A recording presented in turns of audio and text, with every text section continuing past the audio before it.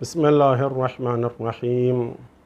خداوند عالم سورہ نساء کی پہلی آیت میں قرابت داری کے متعلق ارشاد فرماتا ہے، وَاتَّقُوا اللَّهَ الَّذِي تَسَاءَلُونَ بِهِ وَالْأَرْحَامَ إِنَّ اللَّهَ كَانَ عَلَيْكُمْ رَقِيبًا۔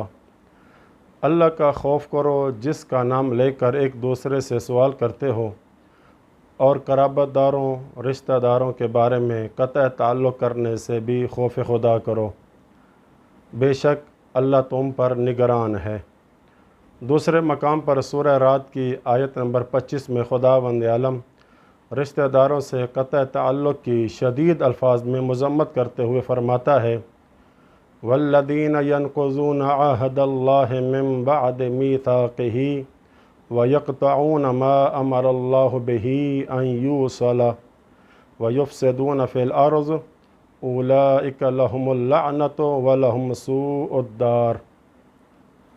اور جو لوگ اللہ کے عہد کو مضبوط باندھ لینے کے بعد توڑ دیتے ہیں، اور اللہ نے جن رشتوں کو جوڑنے کا حکم دیا ہے انہیں منقطع اور توڑ دیتے ہیں اور زمین میں فساد پھیلاتے ہیں، ایسے ہی لوگوں پر لعنت ہے اور ان کے لیے ٹھکانہ بھی برا ہوگا۔ شریعت اسلامی میں شریعت محمدی میں صلہ رحمی کو بڑی اہمیت دی گئی اور قطع رحمی کی بھرپور مذمت کی گئی ہے۔ بالفاظ دیگر صلہ رحمی واجب ہے اور قطع رحمی گناہ کبیرہ ہے۔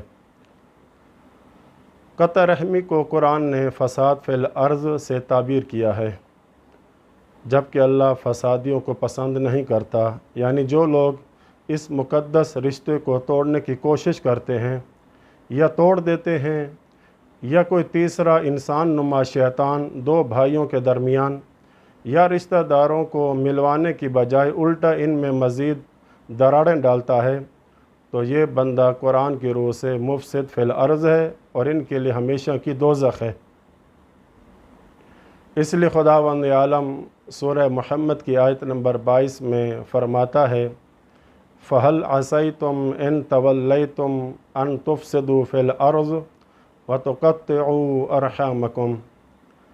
پھر اگر تم حکمران بن جاؤ تو تم سے توقع کی جا سکتی ہے کہ تم زمین میں فساد برپا کرو گے اور اپنے رشتوں کو توڑ ڈالو گے۔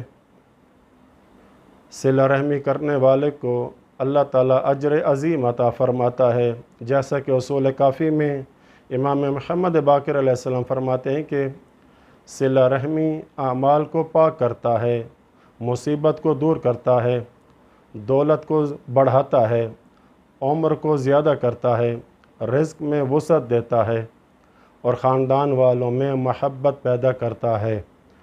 پس لوگوں کو اللہ سے ڈرنا چاہیے اور صلہ رحم کو انجام دینا چاہیے۔ امام جعفر صادق علیہ السلام فرماتے ہیں کہ صلہ رحم سے بڑھ کر کوئی چیز عمر کو نہیں بڑھاتی۔ اگر کسی کی عمر میں صرف 3 سال باقی ہوں اور وہ صلہ رحم بجا لائے تو اللہ تعالیٰ 30 سال بڑھا دیتا ہے اور اس کو 33 سال کر دیتا ہے، جبکہ قاطع رحم کی عمر اگر 33 سال ہو تو اس کے 30 سال کم کر کے اس کی عمر 3 سال کر دیتا ہے۔ لہٰذا اسلام نے جوڑنے کا حکم دیا ہے، ایک دوسرے سے جڑے رہو، مضبوط رہو گے۔ نہج البلاغہ میں امیر المومنین امام علی علیہ السلام نے صلہ رحمی اور قطع رحمی کے متعلق اس وقت وصیت فرمائی جب آپ کے سر اقدس پہ ابن ملجم ملعون کی تلوار سے ضرب لگ چکی تھی۔ وصیت نمبر 47 صفحہ 642 میں اپنے بیٹے امام حسن مجتبی اور امام حسین علیہ السلام کو اس انداز سے وصیت فرمائی، وَعَلَيْكُمْ بِالتَّوَاصُلِ وَالتَّبَادُلِ، کہ تم لوگوں پر لازم ہے، واجب ہے کہ آپس میں جڑے رہنا، مربوط رہنا، وَإِيَّاكُمْ وَالتَّدَابُرِ وَالتَّقَاطُعِ، اور ایک دوسرے کی طرف سے پیٹھ پھیرنے اور تعلقات توڑنے سے پرہیز کرنا اور اللہ سے ڈرتے رہنا۔ یہ ہے اسلام کی صحیح تعلیمات جن سے ہم بہت دور ہیں، بلکہ اسلام تو یہ کہتا ہے کہ جو تجھے محروم رکھے تو اس کو عطا کر، جو تجھ سے قطع تعلق کر لے تم اس سے صلہ رحمی کرو۔ جیسا کہ اصول کافی میں امام جعفر صادق علیہ الصلوۃ والسلام کے پاس ایک شخص آتا ہے اور آ کر اپنے رشتہ داروں کی شکایت کرتا ہے۔ آپ نے فرمایا اپنے غصے کو پی جاؤ اور نیکی کرو۔ اس نے کہا وہ تو ایسا ایسا عمل کرتے ہیں جب کہ میں ان سے نیکی کروں۔ تو آپ نے فرمایا کہ کیا تم بھی ان کے مثل ہونا چاہتے ہو تاکہ خدا تمہاری طرف نہ دیکھے؟ یعنی اگر ان کو روز قیامت رحمت کی نگاہ سے جب نہ دیکھے گا تو تجھے بھی اپنی رحمت کی نگاہ سے محروم کر دے گا، اور تیرا حشر و نشر بھی انہی کے ساتھ ہوگا۔ پھر اگر اللہ ان کو جہنم میں پھینکے گا تو تجھے بھی وہیں پھینکے گا۔ قطع رحمی جیسی لعنت سے اللہ کی پناہ مانگنی چاہیے۔ جیسا کہ اصول کافی میں یہ روایت موجود ہے کہ امیر المومنین امام علی علیہ السلام اپنے خطبے میں قطع رحمی جیسے بدترین گناہ سے اللہ کی پناہ مانگتے ہیں اور فرماتے ہیں اعوذ باللہ من الذنوب التی تعجل الفنا، میں ان گناہوں سے اللہ کی پناہ چاہتا ہوں کہ جن گناہوں کی وجہ سے جلدی موت آ جاتی ہے۔ یہ سن کر عبداللہ بن قوا کھڑا ہو جاتا ہے، عرض کرنے لگتا ہے یا امیر المومنین، کیا ایسے ایسے گناہ بھی ہیں جن سے موت جلدی آ جاتی ہے؟ فرماتے ہیں ہاں، اور وہ گناہ قطع رحمی ہے۔ آگے فرماتے ہیں کہ جس خاندان کے لوگ جمع ہوتے ہیں اور ایک دوسرے سے ہمدردی کا اظہار کرتے ہیں تو اگرچہ وہ بدکار ہی ہوں، اللہ ان کے رزق میں برکت ڈال دیتا ہے، اور جو خاندان قطع رحمی کرے، جس گھر والے قطع رحمی کریں گے تو اللہ ان کو محروم کر دیتا ہے، اگرچہ وہ پرہیزگار ہی کیوں نہ ہوں۔ بعض روایتوں میں آیا ہے کہ فشار قبر جن گناہوں کی وجہ سے ہوتا ہے ان میں ایک یہ قطع رحمی ہے، لیکن دکھ اور افسوس کا مقام تو یہ ہے کہ رشتہ دار سے لڑا ہوا ہے، قطع تعلق کر لیتے ہیں، بلکہ کچھ لوگ تو اتنے گرے ہوئے ہوتے ہیں، کمینہ صفت ہوتے ہیں، اگرچہ ظاہری طور پر دیندار ہوں، دین کا لبادہ اوڑھے ہوئے ہوں، اپنے بعض رشتہ داروں سے کہتے ہیں کہ اگر تم نے فلاں رشتہ دار سے تعلق رکھا تو میں تمہیں برباد کر دوں گا، یا میں تمہیں نقصان پہنچاؤں گا، یا تجھے بلیک میل کروں گا، بس تم نے اس سے کسی قسم کا تعلق نہیں رکھنا۔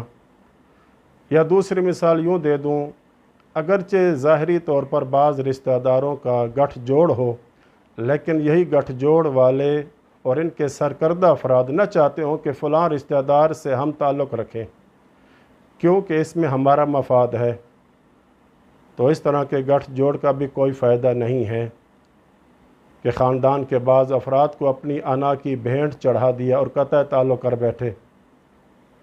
جس طرح نماز پڑھنا ہر ایک پہ واجب ہے، اسی طرح صلہ رحمی بھی ہر ایک شخص پر واجب ہے۔ ہر ایک نے قیامت کے دن آ کر اللہ کی عدالت میں حساب کتاب دینا ہے، کوئی کسی کا بوجھ نہیں اٹھائے گا۔ آج ایک رشتہ دار کو دوسرے رشتہ دار کے خلاف استعمال کر کے اپنے الو سیدھا کرنے کی کوشش کرتے ہیں، کہیں ایسا نہ ہو کہ وہ مجھے جہنم کا ایندھن تو نہیں بنا رہا۔ اس وقت سے ڈرنا چاہیے، کوئی کسی کے کام نہیں آئے گا۔ بھائی بھائی سے، باپ بیٹے سے، ماں بیٹے سے دور بھاگے گا، جیسا کہ قرآن فرماتا ہے یوم یفر المرء من اخیہ و امہ و ابیہ و صاحبتہ و بنیہ۔ سورہ عبسہ میں اللہ قیامت کی ہولناکی کے متعلق فرماتا ہے جس دن آدمی اپنے بھائی سے دور بھاگے گا اور اپنی ماں اور باپ سے بھی دور بھاگے گا اور اپنی زوجہ اور اپنی اولاد سے بھی دور بھاگتا ہوا نظر آئے گا۔ اور یہ بھی دیکھنے میں آیا ہے کہ بعض رشتہ دار دوسرے بعض رشتہ داروں کے خلاف ہر وقت سازشوں میں لگے رہتے ہیں، تنہائیوں میں بیٹھ کر بیٹھکیں لگاتے ہیں کہ فلاں کو کیسے ڈنگ مارنا ہے، اس کو کس طرح گرانا ہے تاکہ معاشرے میں اس کا مقام و منزلت گر جائے، کم ہو جائے۔ میرے عزیزو، یہ 4 دن کی زندگی ہے، اس کو خوشی ہنسی سے گزارو اور مل کر گزارو۔ یہ سب باتیں میں نے اس لیے کی ہیں اور مثالیں جو دی ہیں یہ معاشرے کا نچوڑ ہے، جو خبریں ہمیں ملتی ہیں یا جو کیس ہمارے پاس آتے ہیں یہ ان کا لب لباب ہے۔ اور دوسری بات یہ کہ ज़्यादा तर क़त्अ रहमी औलादों की वजह से हो रही है। रिश्ता देने में या लेने में इनकार होता है तो बस अब फ़लाँ रिश्तेदार की खैर नहीं है। जिसने रिश्ता देने से इनकार किया उसके ख़िलाफ़ क़त्अ रहमी का महाज़ खड़ा कर देते हैं। यहीं से फिर नफ़रतें बीज बोती हैं, दुश्मनियाँ पैदा होती हैं, एक दूसरे के ख़िलाफ़ साज़िशें शुरू हो जाती हैं। जबकि अल्लाह कुरान में सूरह अनफ़ाल में फ़रमाता है, अन्नमा अमवालुकुम व औलादुकुम फ़ितना, तुम्हारे अमवाल दौलत और तुम्हारी औलादें एक फ़ितना है, यानी आज़माइश है तुम्हारे लिए। अल्लाह कहता है कि मैं देखना चाहता हूँ कि इंसान अपनी औलाद के ज़रिए सिला रहमी करता है या क़त्अ रहमी को अंजाम देता है। अगर क़त्अ रहमी करेगा तो अल्लाह की दी हुई आज़माइश में नाकाम व नामुराद हो जाएगा, तो अज़ाब इलाही का मुस्तहिक बन जाएगा। रिश्ता किस्मत की बात है, मिले या न मिले, लेकिन आपसे क़त्अ रहमी न हो, ये आपकी आज़माइश है।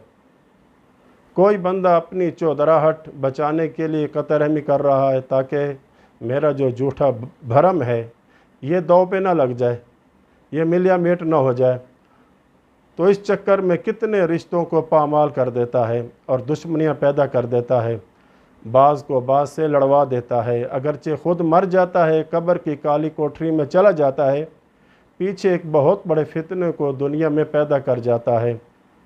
तो जितने भी लड़ाइयाँ होती रहेंगी, फ़साद फिल अर्ज़ होता रहेगा, रिश्तेदार से उस मरने वाले की वजह से लड़ते रहेंगे, इसका गुनाह मरने वाले के नाम अमाल में लिखी जाती रहेंगी और कब्र व बरज़ख में सख्त तरीन अज़ाब इलाही से दो चार होता रहेगा। अगरचे ज़ाहरी तौर पर उसकी औलाद उसकी कब्र पर कुरान पे कुरान पढ़ती रहे, नमाज़ों पे नमाज़ें पढ़वाते रहें, उसके लिए सदक़ात व खैरात करती रहे, जब तक ये फितना रहेगा जिसको ये ईजाद करके गया था उसको दर्दनाक अज़ाब इलाही मिलता रहेगा।